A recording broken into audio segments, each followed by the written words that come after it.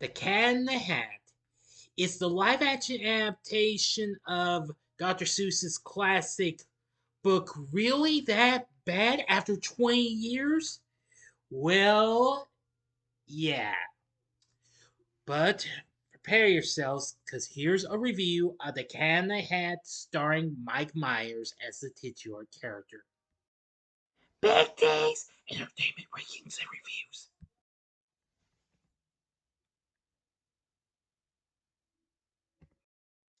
So, greetings, my fellow YouTubers, and welcome to Big D's Entertainment Rankings and Reviews.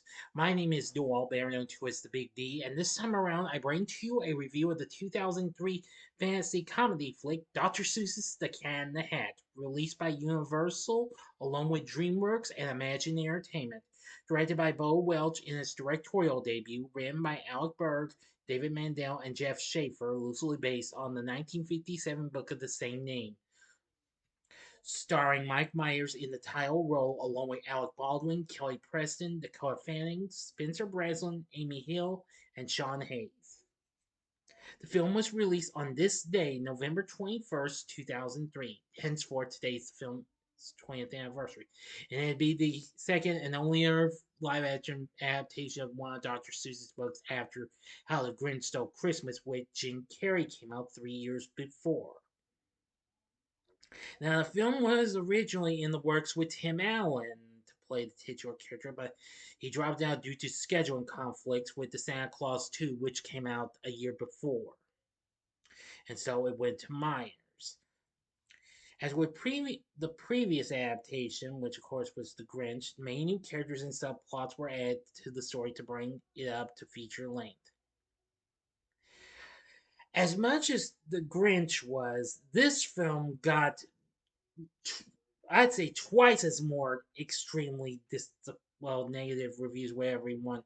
Though it made 133 million worldwide against its 109 million dollar budget, well, a lot of people were not satisfied. Not even Audrey Giselle, who of course was Dr. Seuss's widow, was not thrilled. Nor was star Alec Baldwin. But anyway, I'm gonna go ahead and give you the story, but not all of it though. Conrad and Sally Walden live in the city of Anvil with their single mother, Joan, who works for neat freak Hank Hummerflube as a real estate agent and is dating their next door neighbor, Lawrence Larry Quinn. Sally is well behaved and rule obeying, while Conrad is a troublemaker. One day, Joan leaves her children at home with babysitter Mrs. Kwan while she goes to the office, forbidding them to enter the living room, which is being kept pristine for an office party she is hosting that night. After Mrs. Kwan falls asleep and it starts to rain, a bump comes from the closet. Sally and Conrad go upstairs to investigate and they meet the Cat in the Hat, a large anthropomorphic talking cat with a red and white striped top hat and a large red bow tie. They scream, run, and try to hide, but the cat quickly comes to them and as he introduces himself and wants to teach them how to have fun. In the process, the cat leaves a trail of destruction throughout the house and releases two troublemakers known as Thing 1 and Thing 2 from a crate which he locks and forbids the children to tamper with, explaining that it is a portal to his world. Excuse me, everyone. Despite this warning, Conrad picks the lock off the crate, which grabs onto the collar of the family dog Nevins, who runs off, and the trio drive the cat's superpowered car to search for Nevins and get the lock back. Larry is revealed to be an unemployed slob in debt, pretending to be a successful businessman in order to marry Joan for her money. He wants to get Conrad out of the way by sending him to military school. Larry sees Nevins and takes him, but the cat tricks Larry into returning the dog. And Larry goes to tell John about the cat, but they're stalled by the things, though. But anyway, that's all the story I'm gonna give. If I go in further, you're gonna be, well. So anyway, I'm gonna go ahead and give you my thoughts on this. Despite this was originally a guilty pleasure of mine long ago, I'm afraid that's worn off on me. After revisiting this film, I've realized I've made a mistake. This film just is not great and what have you.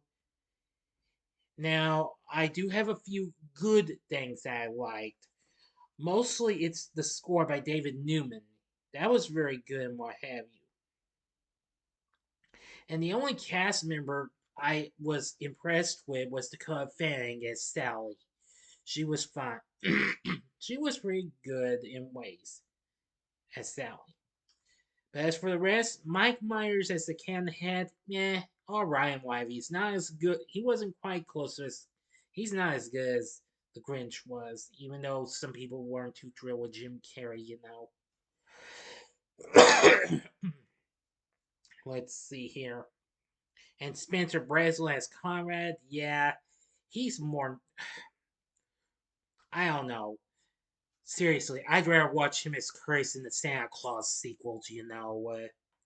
Know what I'm saying? I know that character's not likable, but I'd rather watch him him over his watch Breslin over his performance over this anytime.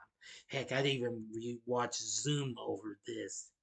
And I do mean the 2006 movie, not the TV show. Alec Baldwin plays Larry, and yeah, but he's a nutsoid character, you know. Amy Hill plays Mrs. Kwan, alright character. Sean Hayes as Mr. Humberflube, well, he's alright and what have you. He also voices the family Goldfish as well.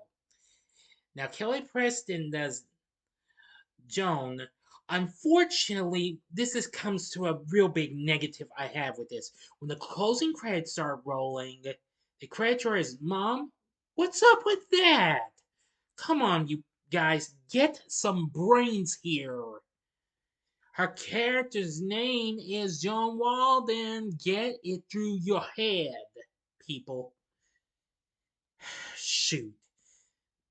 There have been there's been numerous films out there. They credit the parents, mom or dad's names if they say them, okay, or if their names are revealed. And if not, then credit them as mom and dad. All right, get get some brains here for crying out loud. Anywho, yeah, when this film came out, it did better here domestically, making 101 million, but it only made over 32 million overseas, making 134 million against its 109 million dollar budget. At the box office, it beat out Brother Bear, Elf, and Looney Tunes Back in Action. But everybody just hated it for obvious reasons. It sits at a mere 10% on Rotten Tomatoes, saying that it's filled with double entendres and pie humor. This cat falls flat. Peter Travers wasn't too thrilled, and he says Myers, when inexplicably, plays the cat by mimicking Bert Lahr as the Cowardly Lion in The Wizard of Oz. Well, in a way, yeah. Besides, he wouldn't even top Snagglepuss, even. Roger Ebert was factually okay, but he considered the film to be all effects and stunts and CGI and prosthetics, with no room for lightness and joy. He and his partner Richard Roper, when they did their show, just weren't thrilled. Well, just gave it 2 thumbs down. That's understandable. And Roper said of Myers' performance that maybe a part of him was realizing as the movie was being made that a live action version of The Cat in the Hat just wasn't a great idea.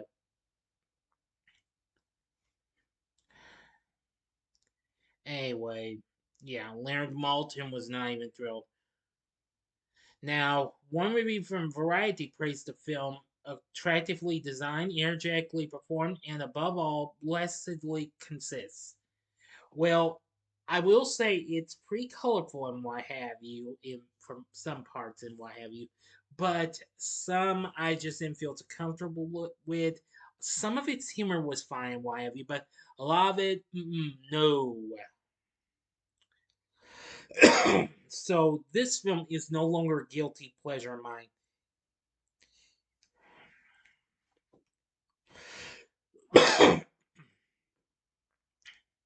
This was nominated for 10 Golden Raspberry Awards, but it only won one of them. However, it did a little better at the Stinkers Bad Movie Awards, where it won four of its 1, 2, 3, 4, 5, 6, 7. Yeah, well, actually, correction. Well, actually, numerous things it was up for. You know what? I don't know why Harry Heck they would even put two types of characters from or something like that in the same category at once. But anyway, there would also be a video game released on PlayStation 2, Xbox, and Game Boy Advance, and then on Microsoft Windows. Unfortunately, despite the film, was everybody wasn't thrilled. A sequel just didn't go through. Even though Mike Myers stated in an interview that he expected a sequel where the children meet the cat again, which of course would be based on the original book sequel, The Cat in the Hat Comes Back, was in development just over a month before the film's release. But following the poor reception, however, Audrey Giselle decided not to allow any subsequent live action adaptations of her late husband's works, resulting in the scrapping of the sequel.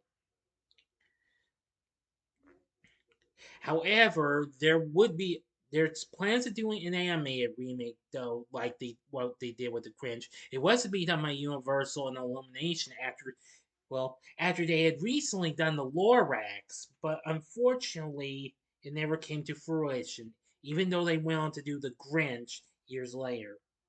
However, Warner Animation Group picked up the rights, so we're gonna hope for the best they'll do it.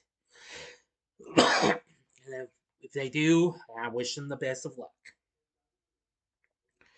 But the way I see it, this just wasn't. Hmm. So, word to the wise, avoid this film at all costs. After rewatching for the first time in a long time on Peacock, I'm gonna say I'm not no longer gonna watch this. I'm gonna no longer make this a guilty pleasure of mine ever again. So my verdict is avoid this film, which of course is my recommendation. Yeah, because there are many other flicks with annoying types of characters I would rather rewatch over this. But anyway, that's going to do it for this review. What did you think of the live action Cat in the Hat? Let me know in the comment section below. If you liked the video, click the like button, subscribe, and be a part of the Big D Nation.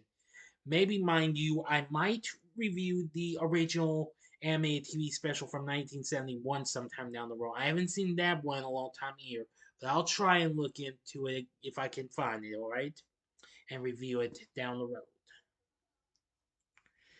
Anyway, now I don't know what's coming up next, so just hope for the best.